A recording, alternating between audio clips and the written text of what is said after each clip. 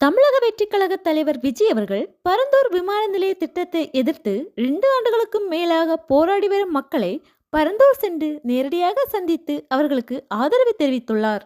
பரந்தூர் மக்கள் முன் அவர் பேசியிருப்பதாவது: பரந்தூரிலிருந்துதான் என் கள அரசியலை தொடங்குகிறேன். ராகுல் என்னும் சிறுவன் பரந்தூர் போராட்டம் குறித்து பேசியது என் மனதை தொட்டது.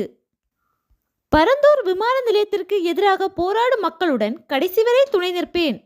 விமான நிலையத்திற்காக 13 ஏரிகளை அழித்தால் சென்னையே வெள்ளக்காடாக மாறும்.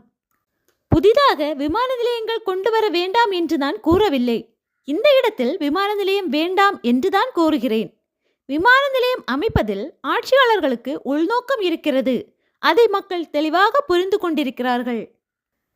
நான் வளர்ச்சிக்கு எதிரானவன் இல்லை. இந்த விவசாய நிலத்தில் விமான நிலையம் கொண்டு வர வேண்டாம் என்றுதான் கூறுகிறேன். விவசாய நிலங்கள் அல்லாத பாதிப்புகள் குறைவான இடத்தில் இந்த விமான நிலைய திட்டம் கொண்டு வரலாம். எதிர்க்கட்சியா இருக்கும்போது மட்டும் விவசாயிகளுக்கு ஆதரவு, ஆளுங்கட்சியா இருக்கும்போது விவசாயிகளுக்கு எதிர்ப்பா என்று ஆளுங்கட்சிகளுக்கு கேள்வி எழுப்பியுள்ளார் விஜய். உங்கள் நாடகத்தை பார்த்துட்டு மக்கள் இனி சும்மா இருக்க மாட்டாங்க. எதையும் நம்பும் வகையில் நாடகம் போடுபவர்கள்தான் ஆளுங்கட்சியாளர்கள். போராடும் மக்களை நேரடியாக சந்திக்க எனக்கு அனுமதி கிடைக்கவில்லை. அது ஏன் என்றுதான் எனக்கு தெரியவில்லை. ஏகனாபுரம் ஊருக்குள்ள அந்த திடலில் தான் உங்களை சந்திக்கணும்னு அனுமதி கேட்டோம். ஆனால் இங்கதான் எனக்கு பெர்மிஷன் கிடைச்சது. மீண்டும் ஒரு முறை ஏகனாபுரம் கிராமத்துக்கு உள்ளே வருவேன் என்று நம்பிக்கை அளித்துள்ளார் விஜய்.